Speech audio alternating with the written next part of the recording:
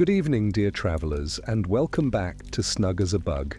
Tonight, our stories will take us across the globe, through the centuries, and into the heart of traditions that celebrate renewal, hope, and the promise of a fresh start. We begin in the misty mountains of ancient China with the first fireworks, where a small village discovers how light and sound can drive away darkness, welcoming prosperity and peace into the new year. Next, we journey to the sun-drenched vineyards of Spain with the 12 grapes of fortune, uncovering the mystical tradition of eating 12 grapes at midnight, each bite foretelling the fortunes of the coming year. Finally, we venture to the rugged highlands of Scotland for the Scottish hogmanay, a festival of fire and first footing, where ancient rituals cleanse the past and invite good fortune for the future. Before we begin, let's take a moment to fully relax and prepare for the journey ahead. Close your eyes gently, allowing your body to sink deeper into your bed. Feel the gentle embrace of comfort and safety all around you. Let your breath flow naturally, taking a slow, deep inhale. And then exhale, letting go of any tension you might still be holding. With every breath, feel your body growing lighter, your thoughts quieter, and your spirit calmer. Now imagine yourself standing at the edge of a vast, still lake, its surface shimmering under the soft glow of a rising moon. The air is cool and fresh, filled with the whispers of ancient stories carried on the wind. With each breath, you feel a deep sense of peace, as though the lake itself holds the promise of a new beginning.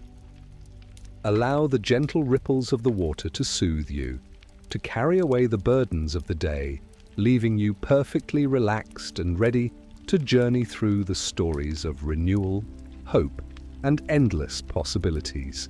Now let us begin. A Tale of Ancient China. Chapter 1. Nestled in the valley of the Jinglong Mountains, the village of Longjing looked like a painter's dream. During the day, sunlight cascaded over terraced rice fields, and the narrow rivers shimmered like threads of silver. At night, the village lay wrapped in a quilt of stars, the silence broken only by the rustle of wind through bamboo groves. Yet, this idyllic village bore a dark secret. Every year, as the Lunar New Year approached, the villagers lived under the shadow of an ancient terror, the beast Nian. The creature, as described in generations of fearful whispers, was a monstrous amalgamation of nightmare and shadow. It had the body of a lion, scales that gleamed like molten iron, and eyes that glowed a fiery red. The old legends varied in their specifics, but all agreed on Nian's ferocity. It descended from the mountains every New Year's Eve, driven by a hunger that could never be sated. Livestock, crops, homes, it devoured everything in its path. Some villagers even believed it consumed the very essence of hope, leaving only despair in its wake. Longjing had suffered under this curse for as long as anyone could remember. Generations of villagers had tried to appease the beast. They built towering barricades, offered their finest livestock as sacrifices, and prayed fervently to the mountain gods. None of it worked. The villagers grew increasingly resigned to their fate. As another new year approached, an air of dread settled over Longjing like a suffocating fog. Even the children, usually so full of laughter and mischief, stayed quiet, their wide eyes filled with unspoken fear. It was on one such somber evening that a lone traveller appeared at the edge of the village. He was a curious sight, with his patched robes and wide-brimmed straw hat that cast deep shadows over his face. His gait was steady, his steps unhurried, as if he carried neither fear nor urgency, despite the tension that gripped the village. From their windows, the villagers watched the stranger with wary eyes. May, the village chief, was the first to approach him. Her heart was heavy with the burden of leadership, and her face bore the lines of countless sleepless nights. She stepped forward cautiously, her voice steady but tinged with exhaustion. "Stranger, you have come at a perilous time. The beast Neon will soon awaken." The traveller stopped and lifted his head, revealing a face weathered by years and wisdom. His sharp eyes sparkled with an enigmatic light. "A perilous time indeed," he said, his voice calm yet commanding. "Perhaps it is precisely why I have come." May furrowed her brow. "Surely you understand the danger. Neon spares no one, not even strangers. You must leave before it's too late." The traveller's lips curled into a faint smile. "Danger is a test, not a sentence. Tell me, what have you done to face this beast?" May hesitated, unsure how to respond. "We have prayed, built barricades, and offered sacrifices, but nothing has stopped it. What more can we do?" The traveller's gaze softened. "Fear has ruled your hearts for too long," he said. "It is time to turn that fear into strength. If you are willing to listen, I may have a way to banish the beast." A murmur rippled through the gathering crowd. Hope, fragile and tentative, flickered in their eyes. For the first time in years, the villagers felt the possibility of something different, something more than mere survival. Chapter 2. As the last rays of sunlight faded into the horizon, the villagers gathered around the central fire. Its golden glow illuminated their anxious faces, casting long shadows across the square. The traveller stood at the center, his presence calm and steady. "In my journeys," he began, "I have seen how the wild beasts of the forests are startled by the unexpected. Loud noises, especially, can unsettle even the fiercest creatures. There is a plant, the bamboo, that cracks and pops when burned. I believe we can use this to drive away Neon." The villagers exchanged doubtful glances. Bamboo? The idea seemed almost absurd. How could something so simple stand against a creature as terrifying as Neon? May stepped forward, voicing the skepticism they all felt. "Bamboo alone won't protect us. The beast is relentless. It will destroy everything in its path." The traveller's gaze didn't waver. "It is not just the bamboo. It is your unity, your courage, that will make the difference. Fear thrives when we stand alone, but together we can create something greater than the beast itself." Though doubt lingered, desperation outweighed it. The villagers agreed to try. Under the traveller's guidance, they began their preparations. Families ventured into the nearby bamboo groves, their axes ringing out into the cold night as they felled stalk after stalk. The air filled with the sharp, green scent of freshly cut bamboo. Children, too young to wield tools, gathered kindling and carried armfuls of branches back to the village square. The elderly worked tirelessly to prepare fire pits, their gnarled hands moving with purpose. The traveller moved among them, offering quiet words of encouragement. Despite his age, he seemed tireless, his energy infectious. Even the most skeptical villagers found themselves inspired by his confidence. As the bamboo piles grew taller, the villagers' sense of determination deepened. For the first time in years, they were not passively awaiting destruction, they were preparing to fight back. Chapter 3. The final day of the year dawned cold and grey, the sky heavy with low-hanging clouds. The villagers worked in tense silence, their breaths visible in the crisp air. Every crackle of firewood, every distant rustle of leaves seemed to signal the approach of the beast. As dusk fell, the atmosphere grew heavier. Families gathered around the fire pits, their hands trembling as they lit the kindling. The traveller stood in the centre of the square, his presence a steadying force amidst the sea of uncertainty. When the first growls of Nian echoed through the valley, a collective shiver ran through the villagers. The ground seemed to tremble beneath the beast's steps, and the air grew thick with a foul, acrid smell. The glowing red eyes of the monster appeared at the edge of the forest, piercing through the darkness like twin embers of rage. The villagers froze, their hearts pounding in their chests. The traveller raised a hand, signalling them to hold steady. "Do not falter," he called out.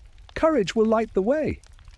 As Nian stepped into the square, its massive form looming over the gathered villagers, the traveller gave the command. The bamboo caught fire with a deafening roar, sending up a cascade of sharp, popping sounds that reverberated through the valley. The noise was unlike anything the villagers had ever heard. It was chaotic, relentless, and overwhelming. Nian recoiled, its head snapping back in surprise. The beast let out a furious roar, but it did not advance. The villagers, emboldened by the creature's hesitation, fed more bamboo into the flames, intensifying the noise. The cacophony grew so loud that it seemed to shake the very mountains. Nian thrashed and roared, its claws tearing into the earth, but it could not withstand the assault. With one final, ear-splitting roar, it turned and fled into the darkness. For a moment, the square was silent. Then, as the realization of their victory sank in, a cheer broke the stillness. It started as a single voice, but quickly grew into a chorus of jubilation. Tears streamed down faces, and strangers embraced one another, their joy unrestrained. For the first time in living memory, Longjing had survived New Year's Eve without loss. Chapter 4. Though the villagers celebrated their victory, the traveller reminded them that Nian's retreat might only be temporary. "The beast will return," he cautioned, his voice calm but firm. "It has tasted defeat, but it is cunning. Next time it may be stronger, or angrier." His words, though sobering, did not dampen the villagers' newfound determination. Among them was Li Wei, a young alchemist known for his curiosity and ingenuity. He had spent years experimenting with minerals and herbs, crafting remedies and tools that had earned him quiet respect. Inspired by the traveller's success, Li Wei approached him the morning after the battle. "Master," he said, his tone both respectful and eager, "your plan worked brilliantly, but I believe we can go further. Bamboo alone is powerful, but what if we could make it more spectacular?" The traveller's eyes sparkled with interest. "What do you propose, young one?" Li Wei explained his experiments with sulfur, saltpeter, and charcoal. 3 elements he had discovered by accident while searching for herbal remedies. Mixed together, they produced a compound that burned hotter and brighter than anything he had encountered. When confined within a tube and ignited, it created bursts of light and sound far greater than bamboo alone. Intrigued, the traveller and Li Wei set to work. Together they experimented tirelessly, refining the proportions of the mixture and testing its effects. The villagers watched in awe as their experiments produced dazzling flashes of colour and deafening booms that echoed across the valley. The traveller named the invention huoyao, gunpowder. It was unlike anything the villagers had ever seen. No longer would they rely solely on the crackling of bamboo. Now they had a weapon of light and sound that could not only frighten Nian, but perhaps banish it forever. The villagers worked day and night crafting tubes of bamboo filled with the magical powder. They sealed the ends with clay, ensuring that the mixture would ignite with a controlled burst. These fire sticks, as they came to be called, were placed strategically around the village. By the eve of the next Lunar New Year, the preparations were complete. the square was transformed into a fortress of light and sound, each fire stick carefully positioned to create a symphony of explosions. Li Wei, though exhausted, was filled with pride.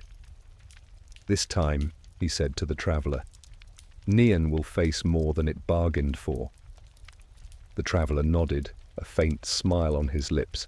"You have done well, Li Wei. Courage and ingenuity are the tools that shape destiny." Chapter 5. As the sun set on the final day of the year, the villagers gathered once more. The air buzzed with a mix of anticipation and fear. Though their preparations were thorough, the memory of Nian's ferocity lingered in their minds. The traveller addressed the crowd, his voice carrying over the crackling of the fire pits. "Tonight we face not just a beast, but the fear that has ruled us for generations. Remember, you are not alone. Together we are stronger than any foe." When the first growls of Nian echoed through the valley, the villagers braced themselves. The beast emerged from the forest, its massive form outlined by the light of the full moon. Its scales glinted like molten iron, and its glowing eyes burned with fury. The traveller raised his hand, signaling the villagers to hold steady. Nian took a step forward, its claws sinking into the earth, its breath steaming in the cold night air. The tension was almost unbearable. Then the traveller gave the command. The first fire stick ignited with a deafening roar, sending a burst of light streaking into the sky. It exploded in a cascade of brilliant colours, reds, golds, and greens that painted the night. The villagers gasped, their fear momentarily replaced by awe. But the display was far from over. One by one, the fire sticks ignited, creating a relentless barrage of light and sound. The explosions grew louder, the colours brighter, until it seemed as if the heavens themselves had descended upon the square. Nian roared in fury, its massive body thrashing as it tried to advance. But the onslaught was too much. The beast recoiled, its movements erratic and desperate. With one final thunderous explosion, Nian let out a howl that echoed through the mountains and fled into the darkness. The villagers watched in stunned silence as the beast disappeared from sight. Then, as the realization of their triumph sank in, a wave of jubilation swept over them. They cheered and embraced one another, their voices rising in a chorus of victory. The traveller stood apart, his expression calm but satisfied. He knew the battle was won, not just against Nian, but against the fear that had gripped the village for generations. Chapter 6. With Nian defeated, the villagers transformed their defense into a celebration. The fire sticks, once a tool of survival, became a symbol of hope and unity. Each year they crafted new fireworks, their designs growing more elaborate and vibrant with every festival. The Lunar New Year in Longjing became a spectacle unlike any other. Families gathered in the square to watch the sky come alive with brilliant displays of light and colour, the air filled with laughter and music, the echoes of fear replaced by the sounds of joy. The traveller, having fulfilled his purpose, prepared to leave the village. On the morning of his departure, Mei and Li Wei approached him, their faces filled with gratitude. "You have given us more than protection," Mei said. "You have given us back our hope." The traveller nodded, his eyes warm. "The light you see in the sky is not mine, it is yours. Remember this: courage and unity can banish even the darkest shadows." As the years passed, the story of Nian and the first fireworks spread far beyond Longjing. Villages across China adopted the tradition, using fireworks to usher in the new year and drive away misfortune. The invention of huoyao became a cornerstone of celebration, its brilliance a testament to the power of human ingenuity and resilience. Generations later, Mei's great-granddaughter stood beneath the same starlit sky, watching the fireworks with her own children. "Do you see those lights?" she whispered, her voice filled with wonder. "They remind us that even in the darkest of times, we can create our own light." As the final firework burst into the heavens, its glow lingered like a fleeting memory, a promise of hope, renewal, and the boundless potential of the human spirit.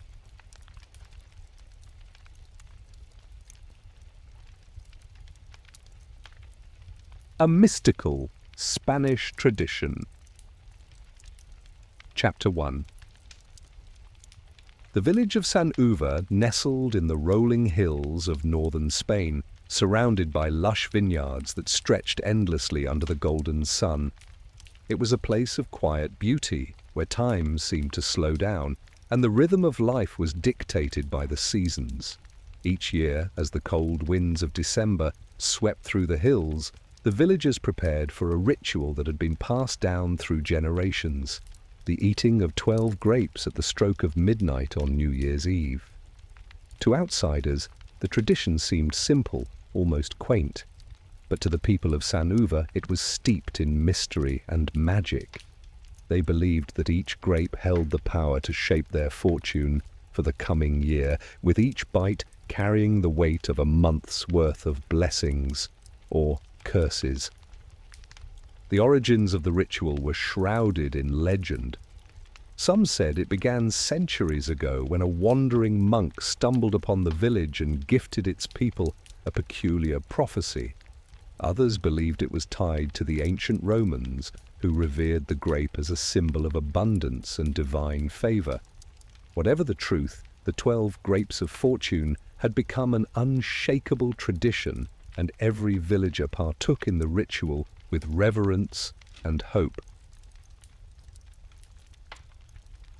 This year, however, there was a different kind of anticipation in the air.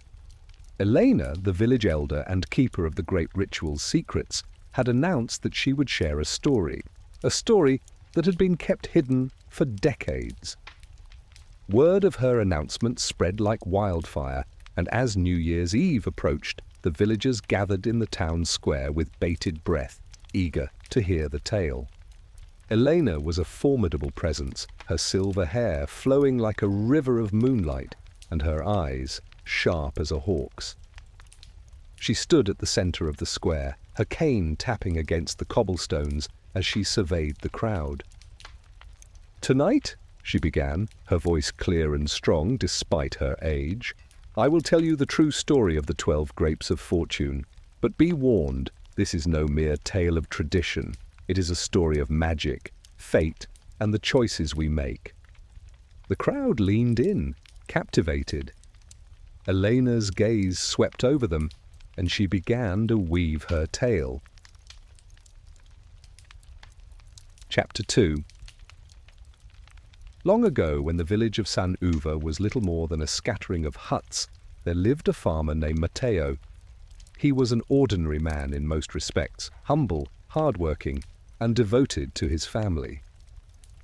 But Mateo carried a heavy burden. His land, though fertile, had been cursed by a strange blight. Each year, just as the grapes ripened on the vine, an inexplicable sickness would wither the fruit, leaving his harvest barren.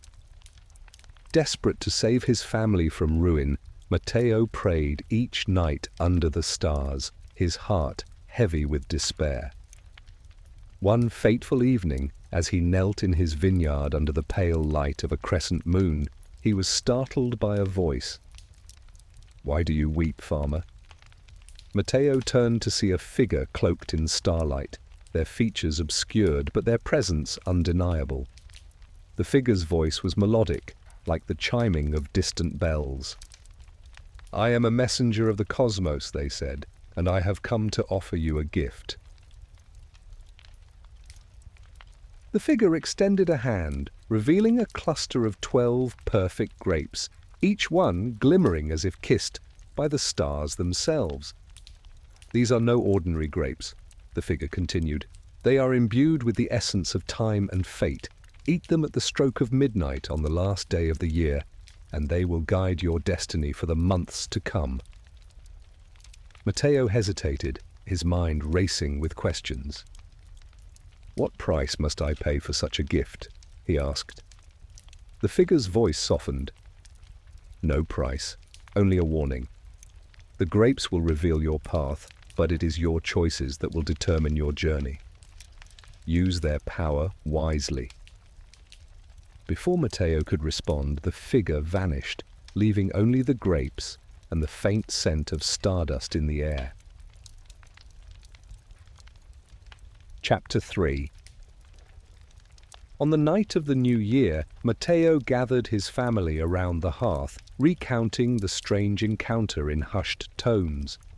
Though skeptical, they agreed to partake in the ritual. As the clock struck midnight, Matteo distributed the grapes, instructing each family member to eat them one by one. The first grape was sweet, filling Matteo with a sense of warmth and hope. The second carried a hint of bitterness, a reminder of life's challenges. By the time he finished the 12th grape, he felt a peculiar energy coursing through him, as if the threads of time had woven themselves into his soul. In the months that followed, strange events unfolded. The vineyard, once plagued by blight, began to flourish, yielding a harvest more bountiful than Matteo had ever imagined. Prosperity returned to his family, and with it came a sense of gratitude and awe. But the grape's power was not without its challenges. Each month brought unexpected trials, a sudden storm that threatened the vines, a conflict with a neighboring farmer, a mysterious illness that swept through the village. Yet, with each challenge came an opportunity for growth, and Matteo began to understand the truth of the cosmic messenger's words. Chapter 4. Word of Matteo's miraculous harvest spread throughout San Uva, and soon the entire village adopted the ritual of the 12 grapes. Each family approached the tradition with a mixture of reverence and trepidation, their hearts open to the mysteries it revealed. The ritual became a unifying force, bringing the villagers together under the shared belief in the grape's power. At midnight, the town's square would fill with laughter, music, and the sound of clinking glasses as the people of San Uva welcomed the new year with hope and courage. But the grape's magic was not always kind. Some years brought hardship, testing the villagers' resolve. A drought might wither the crops, or a sudden frost might claim the vines. Yet through it all, the villagers found strength in their unity, learning to face life's unpredictability with resilience and grace. Elena paused in her tale, her eyes scanning the crowd. "The grapes are not a promise of ease," she said, her voice firm. "They are a mirror, reflecting the choices we make and the paths we take. Remember this as you eat them tonight." Chapter 5. As the years passed, the ritual of the 12 grapes flourished, becoming an integral part of San Uva's identity. But with prosperity came greed. A wealthy merchant named Don Rodrigo, drawn by tales of the grape's magic, sought to exploit their power for his own gain. Don Rodrigo approached Elena, demanding the secrets of the ritual. "You cannot hoard such a gift," he argued. "Imagine the fortune I could make by selling these enchanted grapes to the world." Elena refused, her voice steely with resolve. "The grapes are not a commodity, Don Rodrigo. Their magic is tied to the soul, not the purse. To use them for profit would corrupt their essence." Enraged, Don Rodrigo vowed to take the grapes by force. That night, he and his men raided the vineyards, stealing the finest clusters and fleeing into the darkness. But greed has its price. As Don Rodrigo bit into the grapes at midnight, a chill swept through his body, and a terrible vision unfolded before his eyes. He saw his fortune turn to ash, his wealth crumbling like sand between his fingers. The cosmic balance, disturbed by his actions, exacted its toll. The following year, Don Rodrigo's estate was struck by misfortune. His vineyards withered, his wealth vanished, and his name became a cautionary tale, a reminder that the grape's power was not to be trifled with. Chapter 6. As Elena concluded her tale, the crowd in the square fell silent, the weight of her words settling over them. The 12 grapes of fortune were not merely a tradition, they were a testament to the delicate balance between fate and free will, abundance and humility. That night, as the clock struck midnight, the villagers of San Uva ate their grapes with renewed reverence. Each bite was a meditation, a moment to reflect on the past and set intentions for the future. The square filled with the sound of laughter and song, a celebration of life in all its unpredictable beauty. Elena watched from the steps of her home, a faint smile on her lips. She knew that the magic of the grapes was not in the fruit itself, but in the choices they inspired. And as the final grape was eaten and the new year began, she felt a deep sense of peace, knowing that the legacy of the 12 grapes of fortune would endure.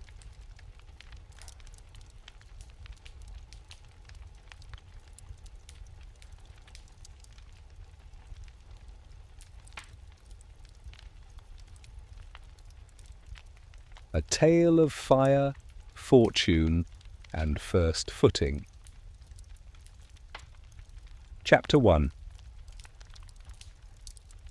The wind howled through the Scottish Highlands, carrying with it the crisp bite of winter and the scent of pine.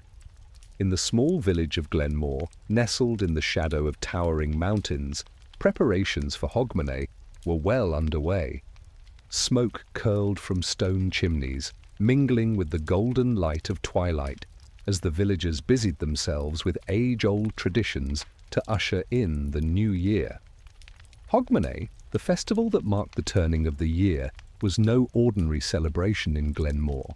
It was steeped in ancient rituals, a tapestry woven from threads of pagan beliefs and Christian customs. To the villagers, hogmanay was more than a time of revelry. It was a chance to cleanse the old year's misfortunes and invite prosperity into their homes. But this year, hogmanay carried an air of unease. Dark omens had plagued Glenmore in recent months, a failed harvest, unrelenting storms, and whispers of strange lights flickering in the distant hills. Some believed the village was cursed, its luck soured by an unresolved grievance from the past. Others clung to the hope that hogmanay's sacred fire rituals would banish the darkness and restore balance. At the heart of the village stood Ewan MacCallum, the laird of Glenmore. Though weathered by years and burdened by the weight of leadership, Ewan remained a steadfast figure of hope for his people. As he stood outside his stone manor, watching the flicker of torches in the hands of his kin, he resolved that this hogmanay would be the village's chance to reclaim its fortune. To ensure this, Ewan sought the counsel of Moira, the village's eldest and wisest resident.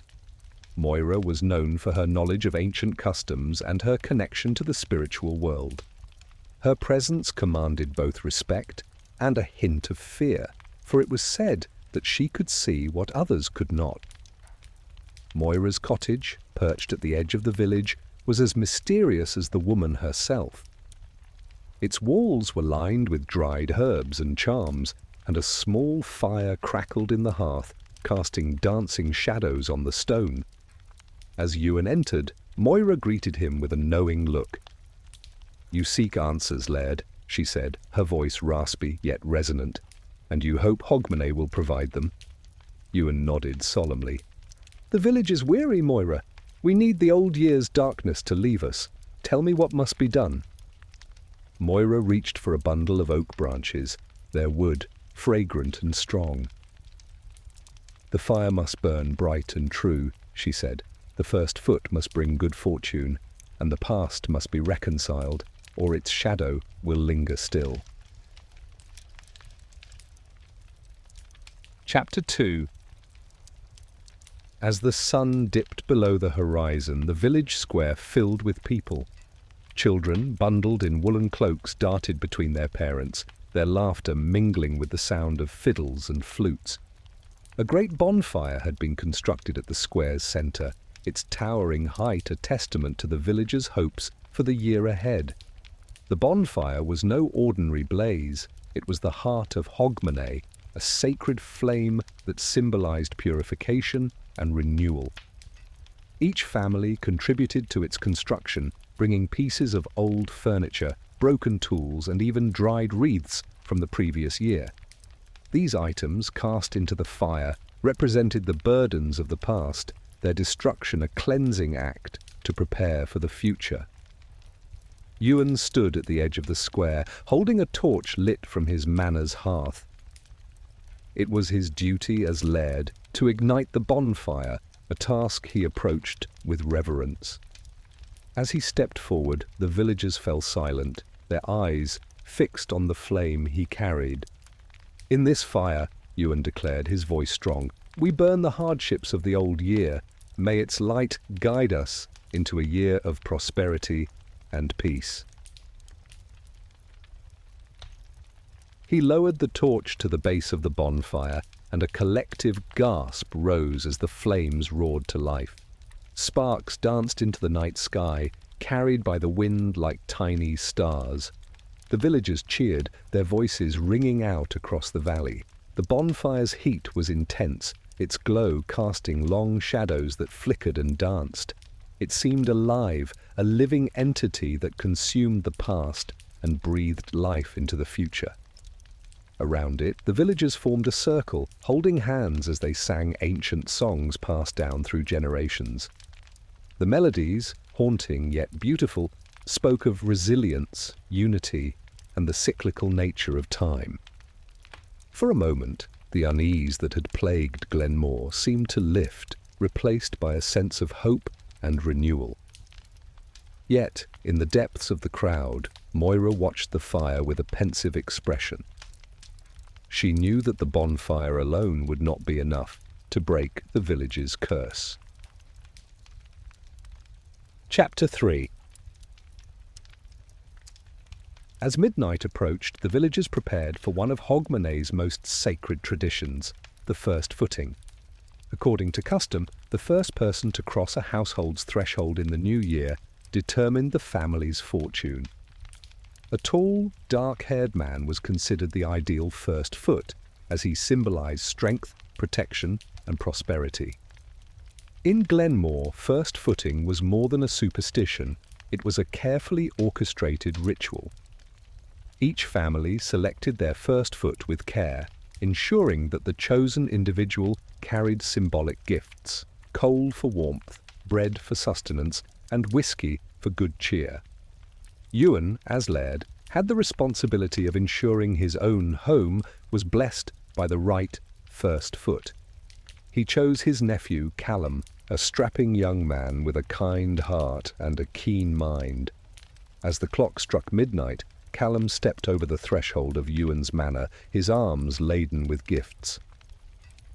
"May your hearth always be warm, your table always full, and your spirits ever bright," Callum declared, his voice steady and sincere. Ewan smiled, feeling a sense of relief. The first foot had been successful, and with it came the promise of good fortune for his household. But as he looked out over the village, his thoughts turned to those who had not yet received their blessings. Would every family's luck be secured? Or would some be left vulnerable to the lingering shadows of the past? Moira's warning echoed in his mind. The past must be reconciled. He resolved to speak with her once the night's festivities were complete. Chapter 4. In the early hours of the new year, Ewan found himself once again at Moira's cottage. The bonfire had burned low, and the village square was quiet, save for the occasional burst of laughter from those still celebrating. Moira greeted him with a knowing look, her eyes sharp despite her age. "You feel it, don't you?" she asked. "The fire and the first footing have done their part, but the weight of the past still lingers." Ewan nodded. "What must we do to lift it?" Moira gestured to a small chest on her table. Inside were fragments of an old document, parchment weathered by time and bearing a broken seal. "This is the Covenant of Glenmore, written generations ago. It binds the village to the land and the spirits that dwell here, but it was broken, and until it is mended, the village's fortune will remain unsteady." Ewan studied the fragments, his brow furrowed. "How do we repair what was broken?" "By acknowledging the past and making amends," Moira replied. "Gather the villagers at dawn. We will restore the covenant together." Chapter 5. As the first light of the new year crept over the mountains, the villagers gathered at the site of the bonfire. The air was crisp, and a sense of solemnity hung over the crowd. Moira stood at the centre, holding the fragments of the covenant in her hands. "This covenant," she began, her voice carrying over the murmurs of the crowd, "is more than a document. It is a bond between us and the land that sustains us. Long ago it was broken through greed and neglect. Today we will mend it."